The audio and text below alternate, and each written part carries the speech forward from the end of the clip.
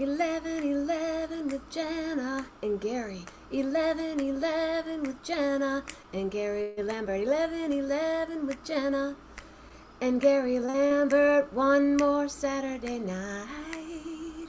One more Saturday night.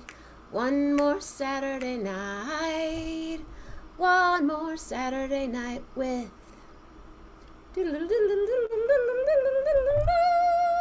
Gary Lambert. Bounce, bounce, bounce, boom, boom, bounce, bounce, bounce, bounce, boom, bounce, bounce, bounce, bounce, boom, bounce, bounce, bounce, bounce, boom, bounce, bounce, bounce, bounce, bounce, do do do do do do.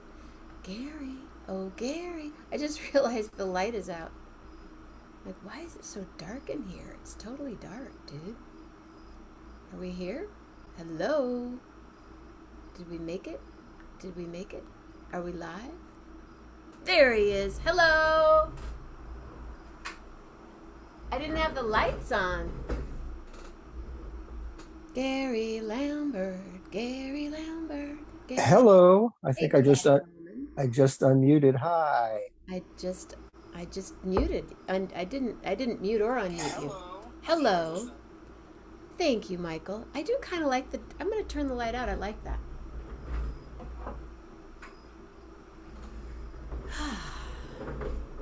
Well, here we are.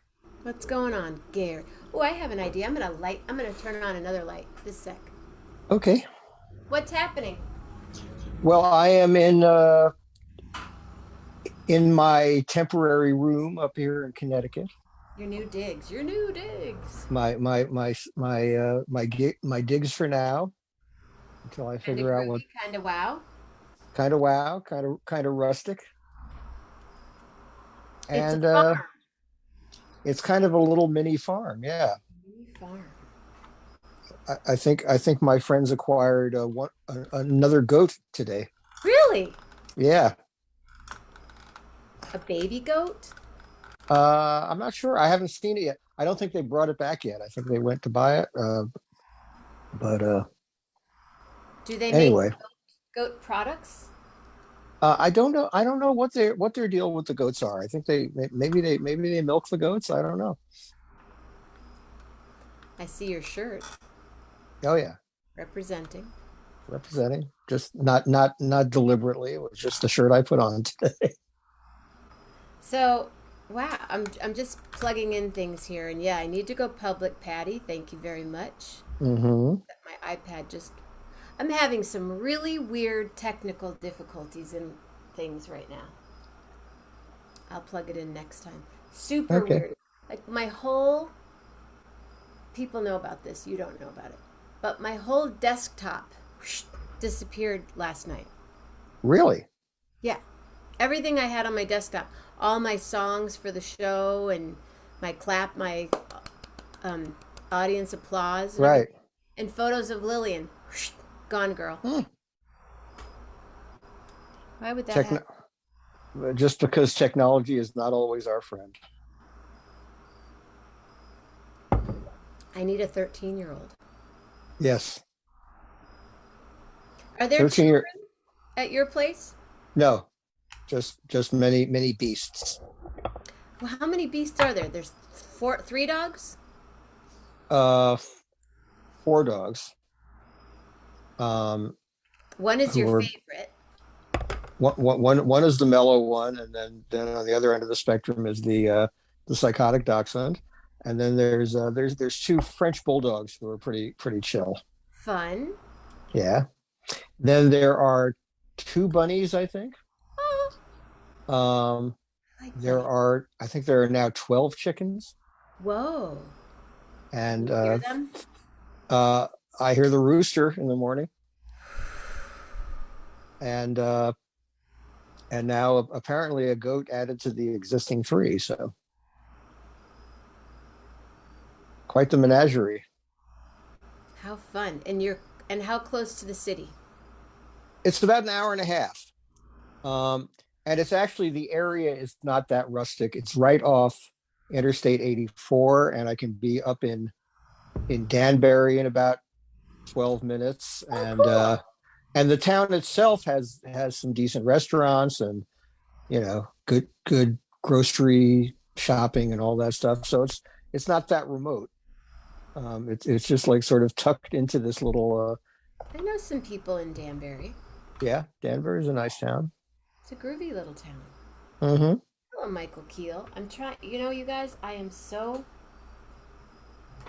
technologically challenged right now. I'm just admitting it again. So, Danbury. I think there's good pizza in Danbury. There is a branch of the fabulous Frank Pepe's from New Haven in Danbury. I just found out just minutes from here. And there may be other good pizza. I had a really good Italian. They call them grinders in New England, but a submarine sandwich. Had a really good meatball grinder a couple of days ago. And I've actually been down to the city a couple of times this past week. Did you Uh, go to Stephen Bernstein's party, the rooftop gig? I absolutely did.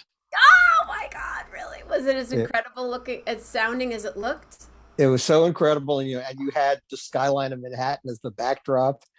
Uh, it was pretty perfect, and the band just sounded fantastic, and Stephen was his inimitable self. Stephen Bernstein. The man.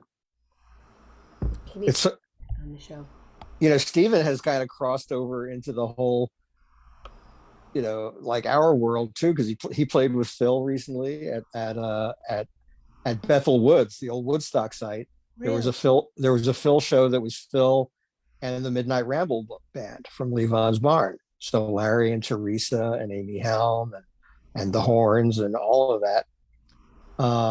And then Steven's been touring with Little Feat, Yeah. and in the And course of touring Eric. with huh And with Eric. Eric Lawrence, yes, and in the course of touring with Little Feat, um, he got to jam a bunch of times with Jack and Yorma, who were opening some of Right. those I saw shows. that. So so Steven's like a late blooming hippie, like he lived in Berkeley all those years and was kind of oblivious to that scene, and now he's totally in the thick of it. That's so cool. And the new Steven album has an incredible cover of Black Peter, with Matt Munisteri singing. It's really wonderful. Really? Yeah, yeah. Did he make CDs? Um, I think it might just be downloads and vinyl. I'm not sure. I know there's a vinyl version that's about to come out. Yeah, the vinyl thing. I want to do Under the Influence. I want to make a vinyl of Under the Influence. That would be beautiful. But That I would be have to great. remix. I have to remix and remaster Right. first. Remaster for vinyl. It's like a whole different thing. Yeah. So then Um, I go, why don't I just make a new record then? we'll do that too. Yeah. Yeah. I have a new So cup, everyone. new I new cup. Yeah, I bought it today. Very nice. Well, Very actually, I nice. didn't really buy it. It was gifted to me because I bought this cup about 4 years ago from the same artist, Uh-huh. and it chipped. So you needed to. And I told him, I said, I love this cup so much. And he's going to be on the show. And he goes, I said, but it chipped. He goes, oh, we'll take this one. So I took it. Cool. And then I bought another cup. Very nice. There was a fair in town today. Uh, There's a lot. I was this close to going to the Detroit Jazz Festival today. And then, mhm. I remember like, you were talking about that possibility. Yeah. well, I figured I've been to Jazz Fest, Telluride. I'm going to Monterey. I should either go to Detroit or Chicago, which are both happening right now. Right. And then I decided, no. Uh-huh. Well, we know you were in Chicago a little over a week ago. Thank you, Gary Lambert. Well, thank you, Jenna Mammina, How for fun joining me. was that? That was so much fun, um, especially since we were having that fun together. And Should we tell him about the food we had? sure, Let's talk about the food. yeah, it was this. Well, first of all, you got us VIP passes Yeah, which meant nothing basically. and press passes. Well, Yeah, no, the VIP meant something, but the press pass. yeah. Press pass was completely It impotent. looked cool though. Yes, it did not afford me any opportunity to do any actual media work, which kind of released me to just have fun. So that's fine with me. I actually had some intention to do some work, but if they wouldn't let me, who was I to argue with? You know. But yeah, the VIP got you into this little area that like afforded a little closer access to the stage, and um, that was nice. That was nice. Really nice. Yeah. There were three stages, Yes. kind of And close together. too close together, as was the general consensus. Um, yeah, the kind of error that a rookie festival makes in terms of having sound overlap with other sound and to the point And of lots of interfering with. bass. Remember that one band we saw? There was a band where you literally my my spine was Yes, you got a massage for your money, right? we sat in Yeah, these chairs in front of yeah, this band and put our earplugs and right, I don't right. even know the name of the band. Do Oh you? yeah, it had some funny name. It was that interracial intergender kind of band with the with the very theatrical kind of thing going on. Female But I'm bass player. female bass player, uh, and they had a weird name, but I'm forgetting it now. No, that's okay. That was on Friday. Yeah, it was all on Friday. Got there on Thursday. Well, I went to Chicago on Thursday. I went to a Cubs game, which was a great way. I mean, literally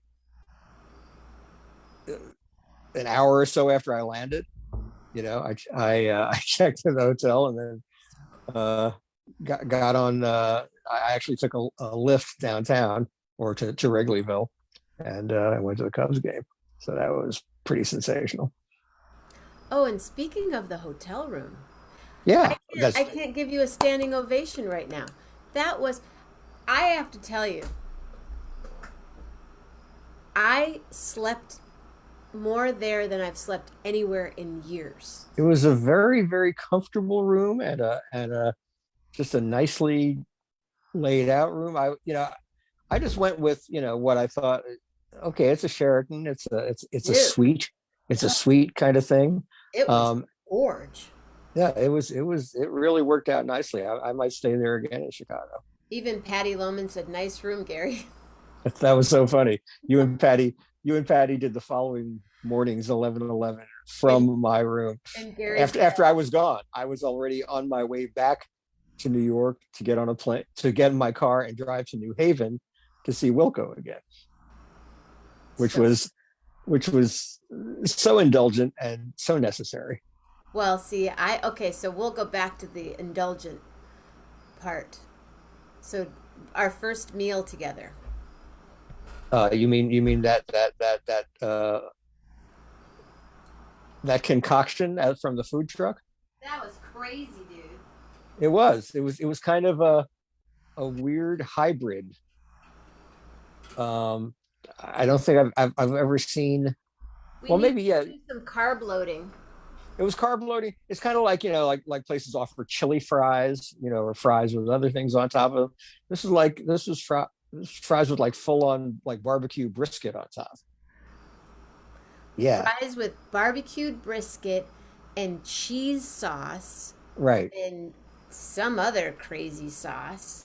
Yeah, Oh, and Mexican street corn right. Mexican street corn, but off the cob. It was like just off the top. the kernels. It was sort of deconstructed street corn, So I we were guess you could sitting call it. there eating this food, and these kids kept coming up and sitting down around us, Oh, and that was so funny. phones. Yeah. They're on their phones and they're eating their food, and then, what are you guys eating? They go, I just got this really dumb little thing. What are you guys eating? We're like, oh, we're eating brisket and fries and cheese and corn and more cheese.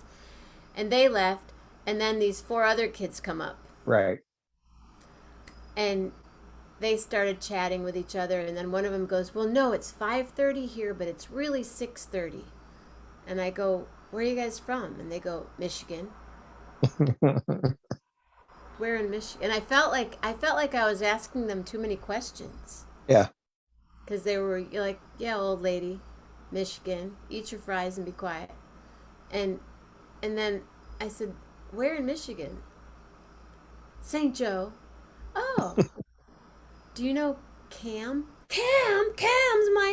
Cam's my friend from high school. And oh, Cam, do you know Ray? Oh, Ray, my niece and nephew. They were friends with my niece and nephew. Right.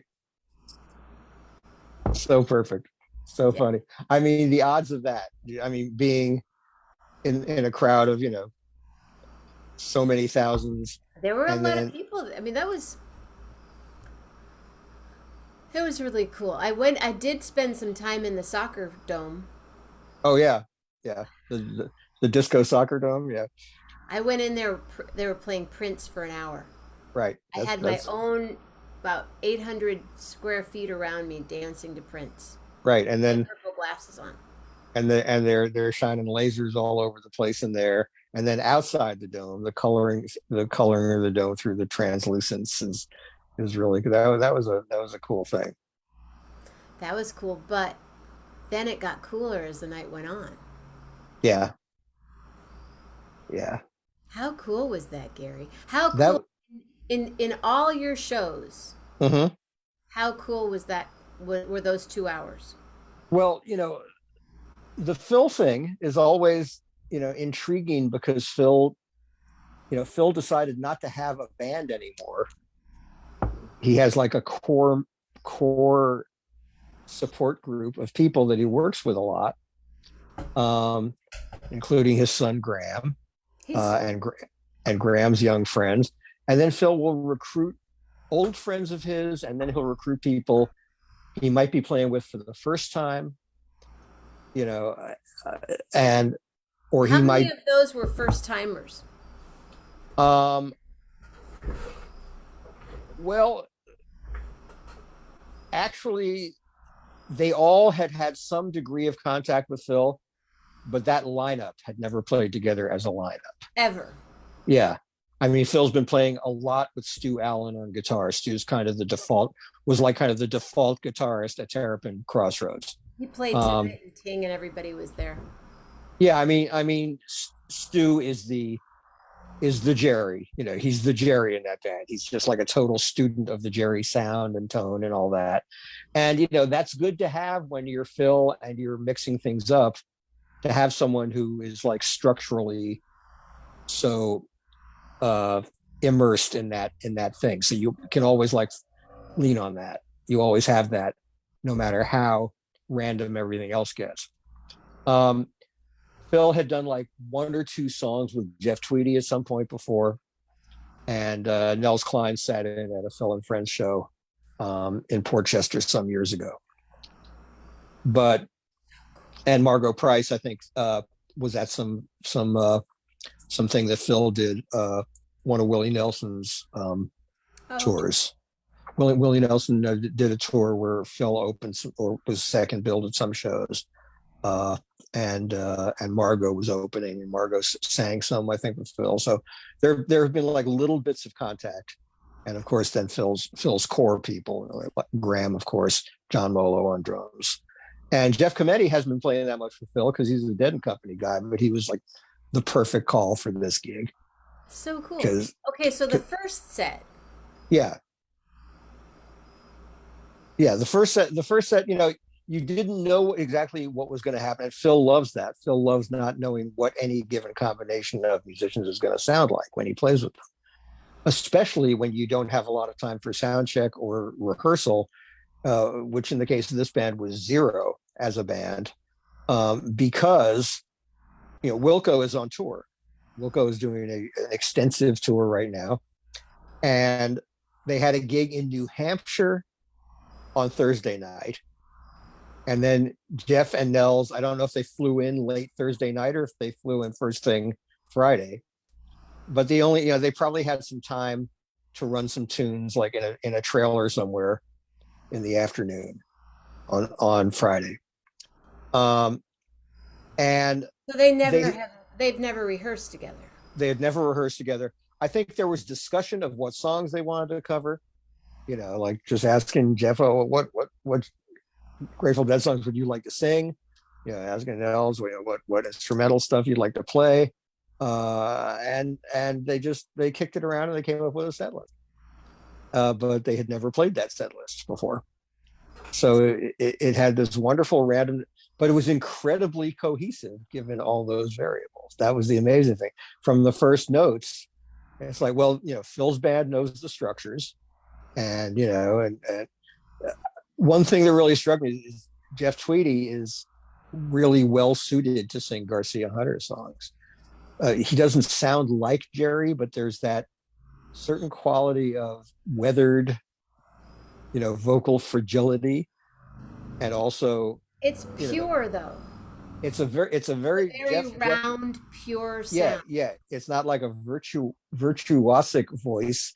It sings things very plainly, and there's an ability to say more with less. There's not like a lot of vocal histrionics or belting or anything.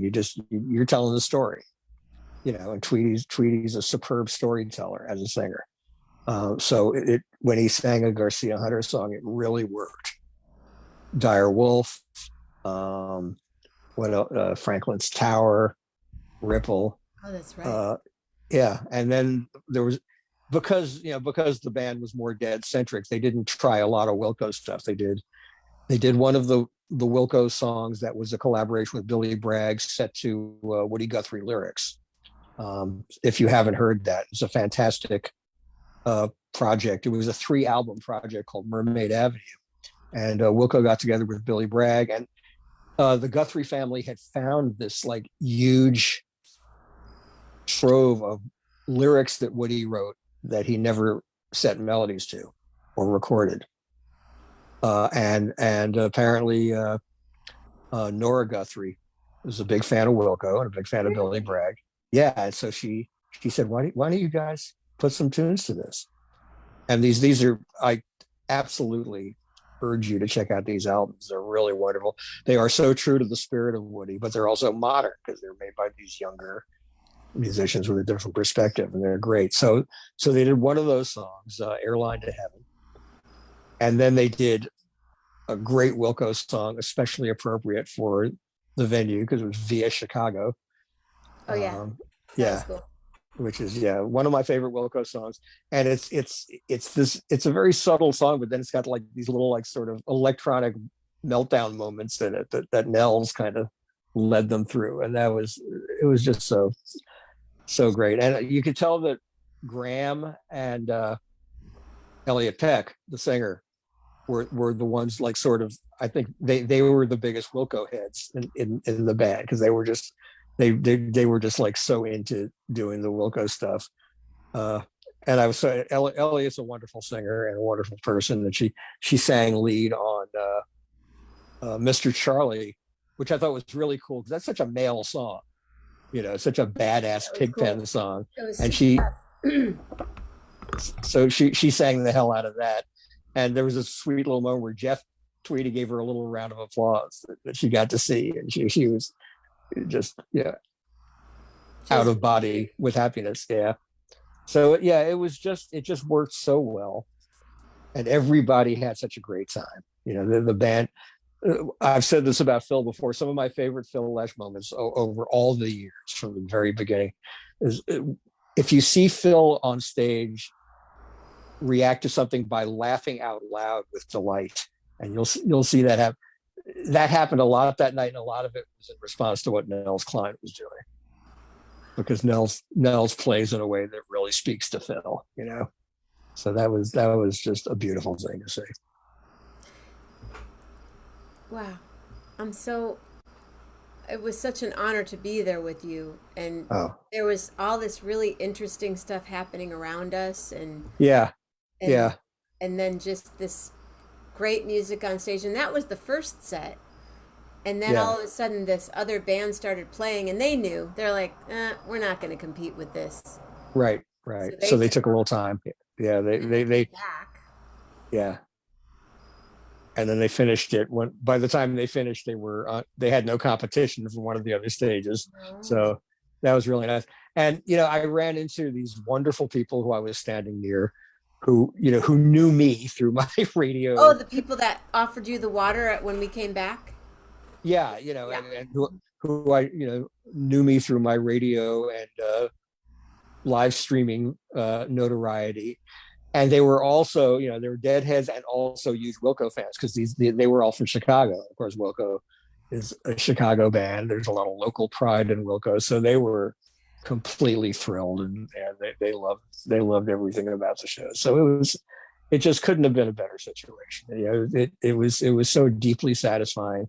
And I've seen Phil do a lot of things. Phil's presentations, because of the chances he takes, can be very hit and miss. Like sometimes Phil likes to overstuff the sandwich. Like he'll have more guitarists on stage than you'd normally need, and they had a saxophonist, Carl Denson, and they had keyboards, and what was it at some point, like 4 guitarists.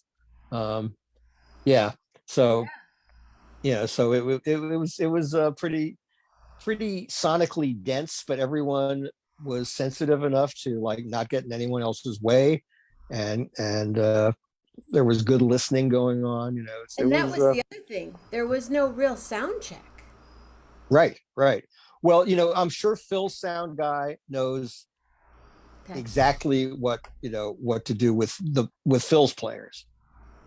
Phil's core players, and then he got Nels and Jeff dialed in, and yeah, it just worked. So that I was.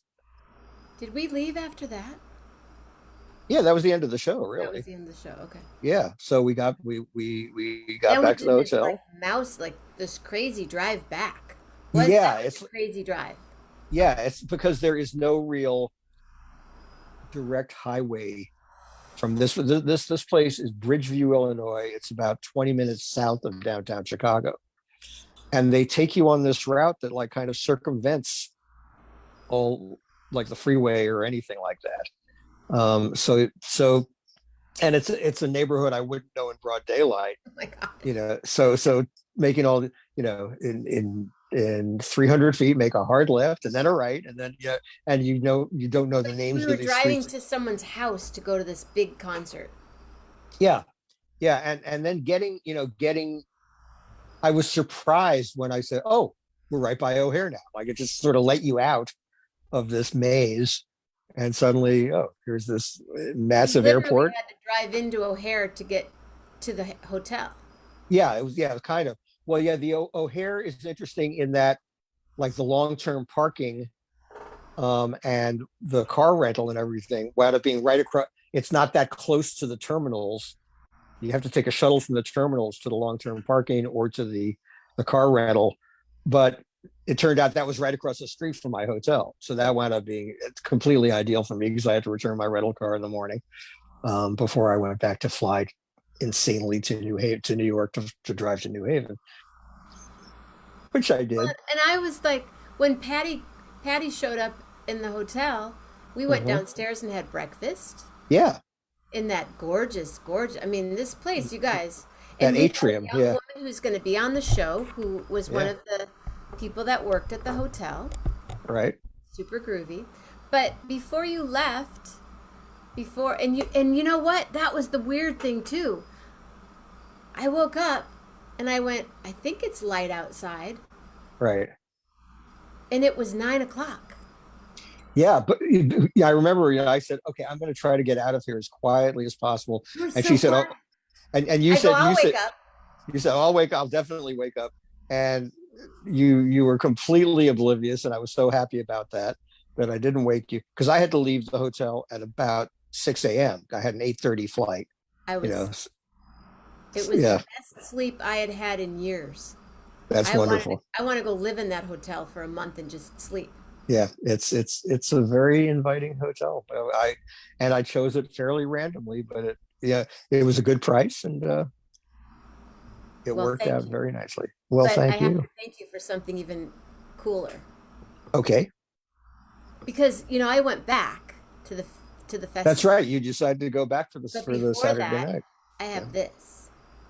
Oh, the spoon! I forgot all about the spoon.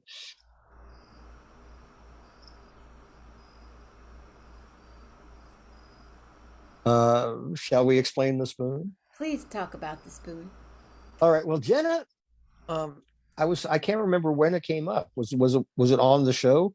It was on the show. Um, yeah, I was in the process, in the very last stages of clearing out my childhood home, my brother's childhood home, the home my parents bought in 1955, and uh, and Jenna, we were talking about what I was keeping and what I was giving away and what we were, selling and everything, and Jenna said, if you can spare it, get me a spoon from your mom, and that might seem to some people an odd request, but it made total sense to me because that's like it's such a nice personal thing, and these spoons have been were in our family as long as I can remember. I don't. They might go back to the 1950s. They might go back. My grandmother may have had them before my mom.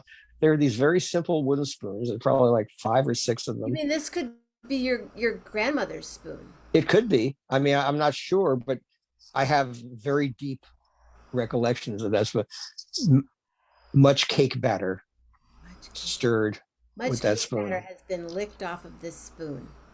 Cookies. My mom's insanely great hazelnut cookies made with that spoon. Um, yeah, and then stirring soups and all kinds of stuff. It's got like little like burn marks on it. So I guess maybe she got too close to the flame or something. It's an old ass wooden spoon, But and right before he said goodnight to me, first he went in the bathroom, did his thing, that's right. That's took right. a bath. That bathtub. Very nice Oh, bathtub. you. I mean, I almost.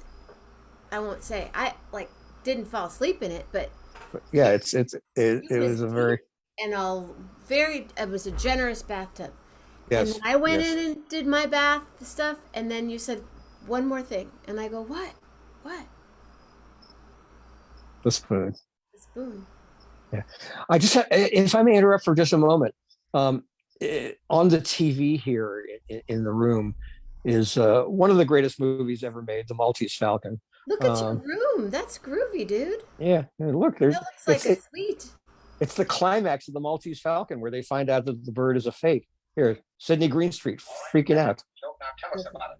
No, Sam, no! That's the one I got from Kevin. Oh, I swear it.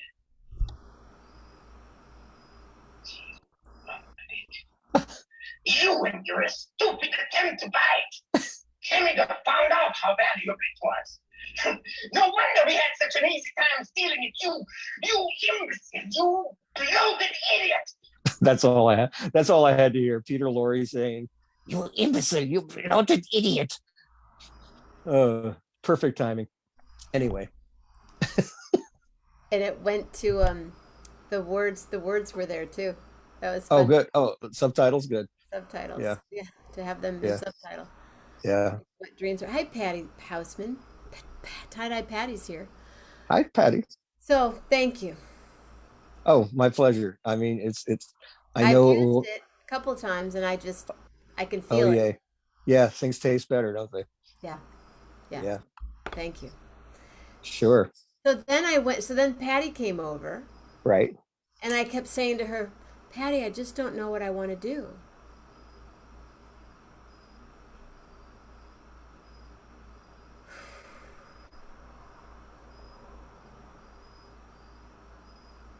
Mm-hmm. I just got word. We'll talk about that another time. Okay. Okay.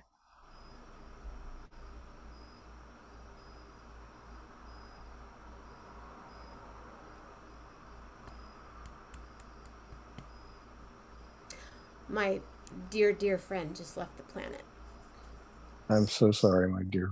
soaring peacefully and released.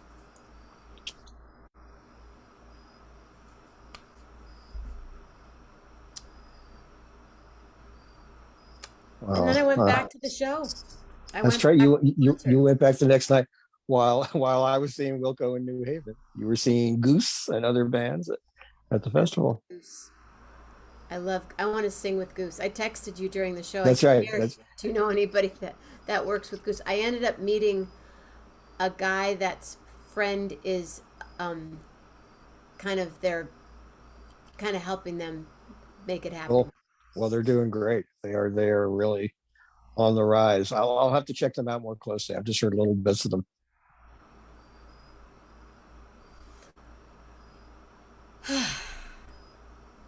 So, So who's on the show tomorrow? tomorrow's a fairly straightforward show. No special guests, just the regular show.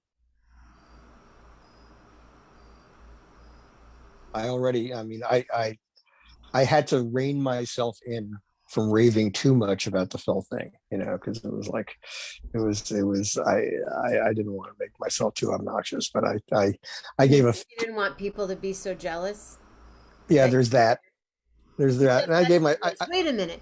Here yeah, in Chicago, I go, yeah. Why aren't you here, Jeff? right, yeah. I'm sorry Jeff wasn't there. Yeah. Well, I'm really grateful that you and I had our time together. Oh yeah, it was, and being at a show together is always extra special. Sharing music is the best, Yeah. and maybe we do some more of it soon. Let's do it. All Now is right. the time. Yes, savor. I mean, the message you just got, just savor every moment with the ones you love. It Yep. is finite. It is finite, and we are blessed with one another, and we have to appreciate that and take advantage of it as much as we can. We've had some good times together, man, for a long time. Thank you. Oh my God, haven't we? We'll have to have a in 1994. We'll have to have a 30th anniversary party. Let's do it. Yeah. Let's do it for sure. All right. All right. I'm going to say good night and Yes. thank you. Well, thanks to everybody. I didn't have, since I was on Zoom here, I didn't have the running commentary of the 1111 fam, because I can only see one thing on the screen on my phone at a time. So just love to everybody out there who's there, And and I can't give you a standing ovation or anything because everything has been wiped off. that's okay. I I like a nice Zen silent ovation. Yeah. Love you. I love you too. All right. Good night. Love hard. Gary Lambert, everybody. Real hard. All right. Good night. Good night.